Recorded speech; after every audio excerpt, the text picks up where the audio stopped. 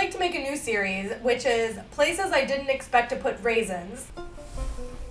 Hi, I'm Beryl, and the theme for today's video is the meal that you make for yourself when you're feeling homesick. This video is sponsored by BetterHelp, and the artist today is Irina Maximova. I found her art on Instagram and was immediately drawn to her figures and her colors, the way she paints. I love how she makes animals. These dolphins look incredible. I'm leaving a link in the description to where you can check out her work.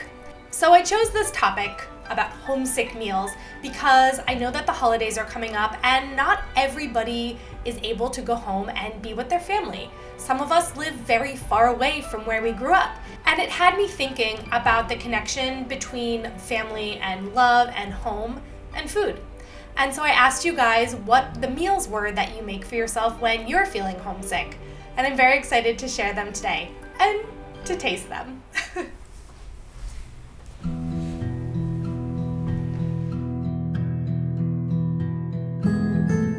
Hi, I'm Anthony. I'm Salvadorian, but I live in Colorado in America. The dish that I want to eat when I'm homesick is pupusas. Pupusas in English would be something like a corn cake. The flavors and the ingredients that would be pretty common in El Salvador are going to be the cheese or a bean mixture, and then also there's cheese with loroco, which is the flour that comes from the vine. This dish will always remind me of my mom, who I love so much because she was the one who always, had this going in our house. And it was from her excitement about pupusas that we made it into a tradition that it's something special to eat them. And it's not that the ingredients are expensive, but it's the moment to sit around in the kitchen and, watch as she makes all the pupusas and get to talk and just hang out. Those moments are what make pupusas special. It's not what it is, it's the feeling that you get when you're making it with your family. I think food helps alleviate the feeling of homesickness because it has these memories that it's tied to. And I think that that's so special because there's so few things in our lives that I think can actually bring us back to places that we've been before or memories that we've had before. Pupusas help in particular because I can find them anywhere and they will always remind me of my mom.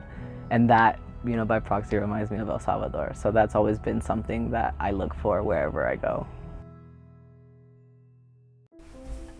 So this is my first time making a pupusa. And I was very intimidated by the YouTube video I watched with the woman shaping it. I was like, there's no way I can do it, but I think I did it. Let's see. Ooh, yeah, she's still pretty cheesy. But I did let it sit, because I'm definitely not burning myself. Yeah, I'm definitely not burning myself this time. This is delicious, and it is so easy to make this dough. Ooh. I did not chop up the jalapeno. This is like a big bite. Maybe I would chop it up next time. This is really good with the slaw. The slaw has like a very vinegary taste to it. The dough itself has like a very mild corn flavor, different than cornmeal. It's like very soft. It doesn't feel grainy at all. And when I was making the dough, it kind of felt like Play-Doh, so it like felt really nice to do. I feel like if you were really good at making these, you would be able to add like a lot more cheese than I was able to get into it. It was still good though. This is kind of similar to a Venezuelan arepa, but an arepa you cut in half and kind of stuff it like a sandwich, whereas the pupusa is stuffed and cooked together. But I feel like the dough is quite similar. I feel like this dish has a very distinct flavor, and so I can totally understand how it could like transport you back home. Also, just like a warning, everybody's videos in today's video are like really nice, and they all just made me feel warm and fuzzy. I highly recommend you try it because it is very simple to make the dough, and like it's very yummy. Okay.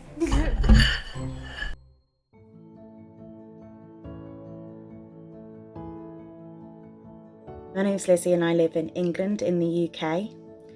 The food I want when I feel homesick is called tiddly oggies. Tiddly meaning tiny and oggies being another word for pastry or pasty.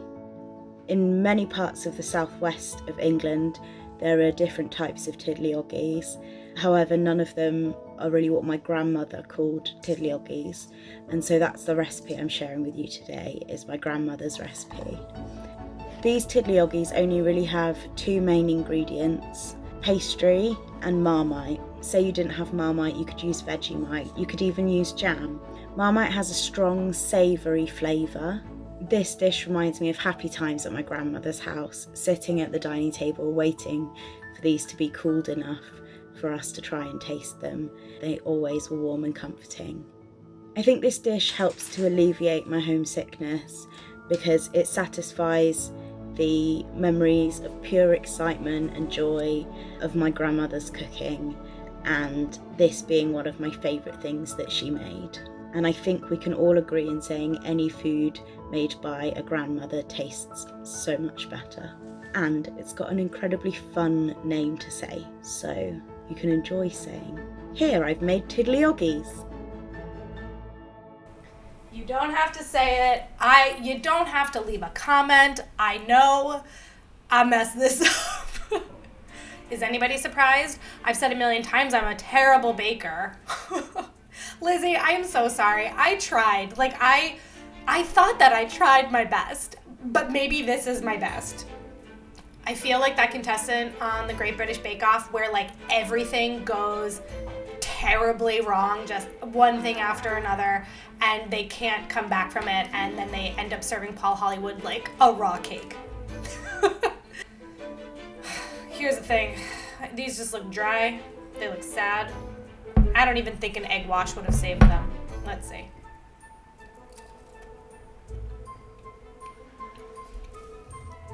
Actually, wait. I just spent 1 full minute disparaging myself, but it's not terrible.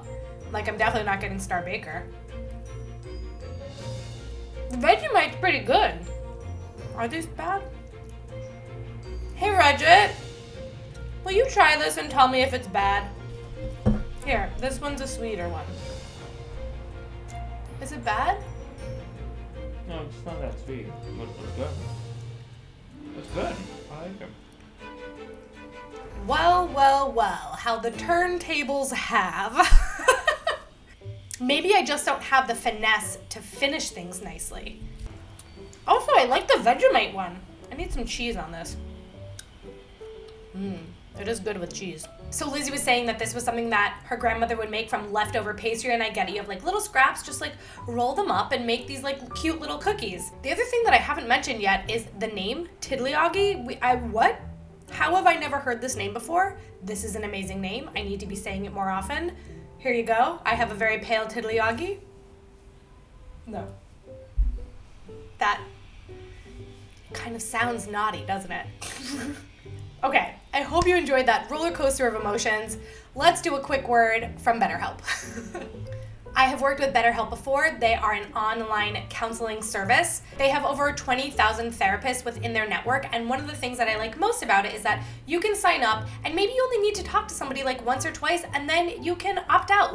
You're not stuck in a contract with them for a very long time. You can go in and just get what you need, which is a pretty nice thing to have. As nice as it is to have family and friends to talk to you about things, sometimes that just doesn't cut it.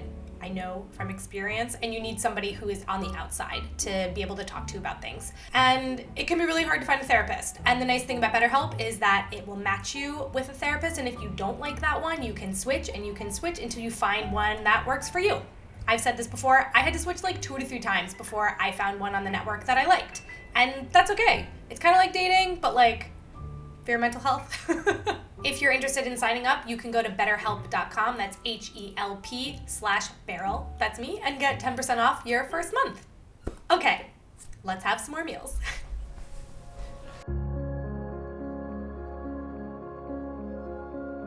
Hi, my name is Stephanie. I currently live in Boston, Massachusetts in the United States, and the food that I'm craving when I'm feeling very homesick is hojaldras. And so hojaldras are a Panamanian fried bread. You can have them by itself, or you can eat it with something savory or something sweet. Some of the really popular savory pairings are like either steak or liver and onions, or these little like cut up hot dogs in a tomato sauce. It's a very popular choice. Or you can just sprinkle sugar on top. The perfect one, it's like biting into a cloud. It's so good. This reminds me of home, one, because it's really popular in Panama, but it also reminds me of my family. Whether it's being back home with my mom and we're making hojaldra, or if it's my aunts who are making it, or if we're visiting and we just happen to stop while we're on a road trip and somebody's selling them. One bite into a hojaldra, or even the smell of it as they're frying, it really brings me back to those memories.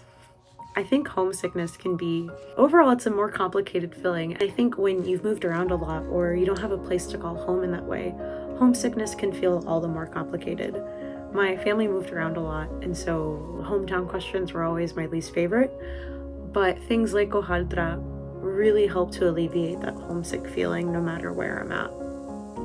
When I'm feeling homesick, I like to think of a poem called Patria by Ricardo Miró, and towards the end, to paraphrase, he discusses, Patria that's so small, perhaps you are this small so that I could take you with me wherever I go in my heart.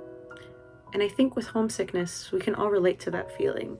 Whether we come from a big country, a small country, whether we're connected with our culture, or if we're trying to connect for the first time, I think it's something all of us can relate to, and food can really help alleviate those feelings that we get. So I hope that when you're trying the hojaldra, first that you love them, but also that it makes you more curious about Panama. We have a really diverse group of people, and our food really reflects that as well. So I hope that you're more curious about it. Thank you. Okay, I have an hojaldra from Panama with like a hot dog tomato sauce stew, which really reminds me of like the hot dog stew that I made from Brazil for my hot dog episode. In essence, I've got hot dog stew in a bun. I'm not against this. So Stephanie said that a good hojaldra should be like biting into a cloud. So let's see. It's like very soft and doughy inside. This kind of looks like a bature, but the texture is not like that at all. Oops. Wow. Oh my god, I did such a good job. So I could have made this sweet with sugar, but like if there's ever an option to have something with hot dogs, I'm gonna choose the hot dog option. I love hot dogs.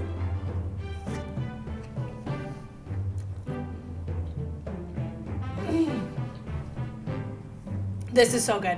This is like, this might be, ooh. Fried bread, hot dogs. It's really good. I really love Stephanie's poem. I thought that it was so special and just like, I felt like it really captured the tone and the sentiment of what this episode is. She says, as she shoves hot dogs down her throat. I really appreciated what Stephanie said at the end about how she hopes that this video might make me or any of you a little bit more curious about foods from Panama. And it definitely did. I found a Panamanian restaurant in the city that we're gonna go to. I wonder if they'll have this hot dog stew there because I'm digging it.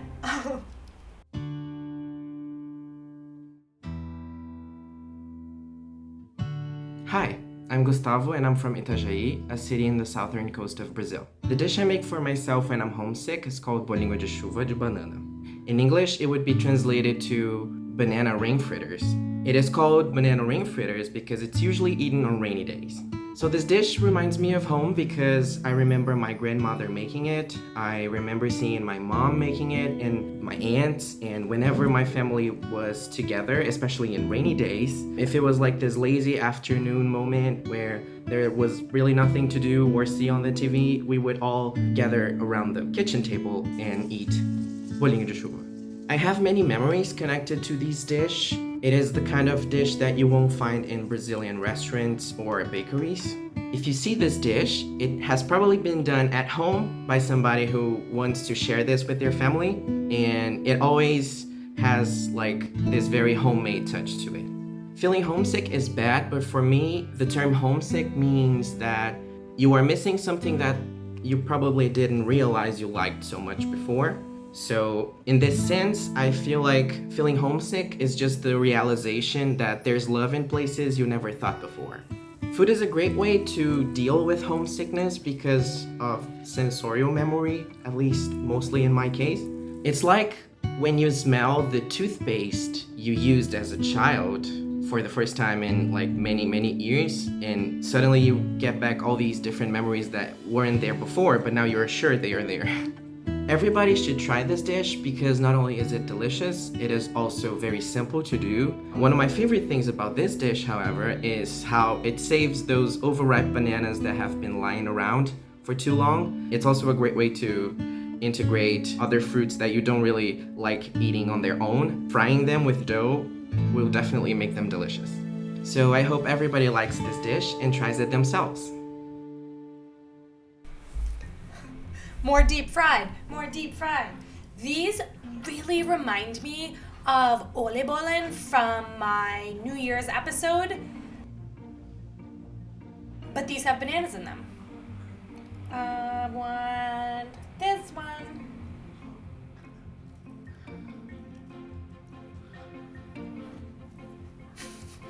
I mean, yeah. It's like deep fried banana bread donuts. And that's a good thing, in case you're wondering. One of the things I really like about this dish is that you don't need a ton of finesse. Like, it's okay that things look a little bit wonky. When I was watching all these videos of different people make them, they were just like plopping them in the hot oil. And I was like, yeah, that's the type of cooking I can get behind. The banana pieces are so nice. I thought it was really interesting when Gustavo said that in general these are foods that are made at home versus getting them in a restaurant. And so that sense of home is a part of the food itself. So the Ole Bollen that I made on my channel were from the Netherlands, and I don't even know what that was. So the Ole Bollen that I made were from the Netherlands, and as I recall, you could put raisins in them.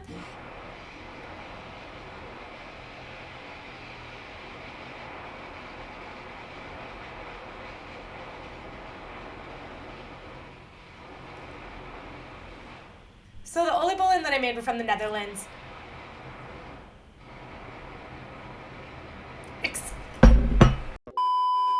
So the Ole Bollen that I made were from the Netherlands, and as I recall, you could put raisins in them.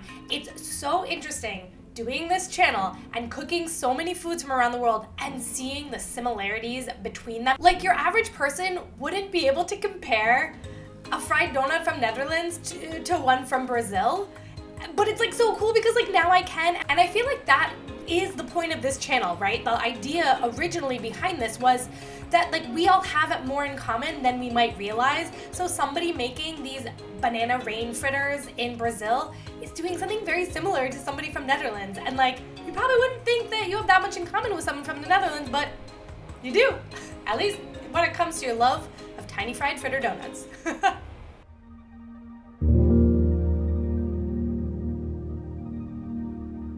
Hi Beryl, I'm Cassie. I'm from Buenos Aires, Argentina, and I'm living in San Jose, Costa Rica right now. When I really miss home, I like to make potato pie. Potato pie, it's a nut crust kind of pie. It has two amazing layers of buttery mashed potatoes and some ground beef filling inside. This pie is a classic Argentinian dish, but what makes it special for me is because it's my dad's recipe. And I love the contrast of flavors. I love the little explosions of sweetness when you're eating it, and I think it's a really complex experience. It also reminds me of my childhood and my city. When I was a kid, my dad was in charge of the kitchen, and we used to get together at the table with my mother and my sister and share about everyday life, little things. But when you're far away from home, you don't have that thing all the time, and I really appreciate those moments. Also reminds me of Buenos Aires in autumn and winter. I love the chilly weather and the colors all around the city. When you're far away, sometimes you have to rebuild your home with you. And I think food, for me at least, is the easiest way to do that. I will feel safe and secure again in a minute. And that's amazing. It's an amazing tool to have. So it doesn't matter where I am. I always have these little secrets with me, and I can share with you right now. I love this opportunity. So I really hope you can try this pie. I think it's a warm hug to your soul. It's super tasty and it's pretty simple to make. Try it with wine. I promise you won't regret it. Enjoy it. Buen provecho.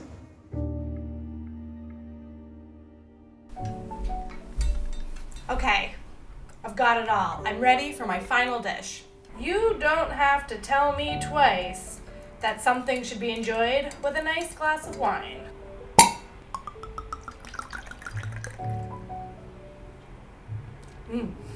Okay, literally, as I've been setting up to film this, it is now pouring rain.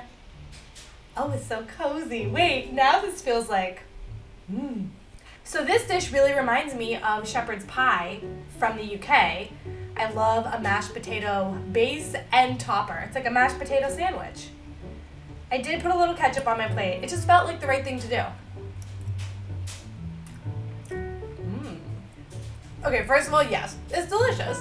It's cozy, it's warm. I would like to make a new series, which is places I didn't expect to put raisins, and I have had a lot of them on this show. I never would have thought to put wine-soaked raisins in like a meat pie like this, but it's pretty good. There's like a kind of sweetness to it with all the heavy savouriness. This is a really lovely dish to make for like your entire family, and it's something that comes together quite quickly. Oh my gosh, is everything really loud? The rain is like pounding on my air conditioning unit.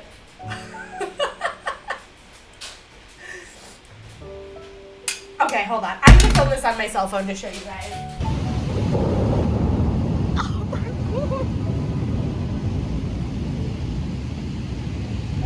This is crazy. Okay, wow, that was like pretty exciting and like very epic. So anyway, this is definitely a dish that I'm gonna file under for like future winter dishes because it's exactly what you want when it's cold or even like crazy thundering outside. This episode really was exactly what I was hoping for, and I just always am so appreciative of how open and willing you all are to share with me and with everybody who's watching. So I want to say thank you really from the bottom of my heart. And I'm going to do this episode again. I have a few more submissions, but I do need a couple more. So if you have a dish that you'd like to share, leave it in the comments, and I will see you all next week.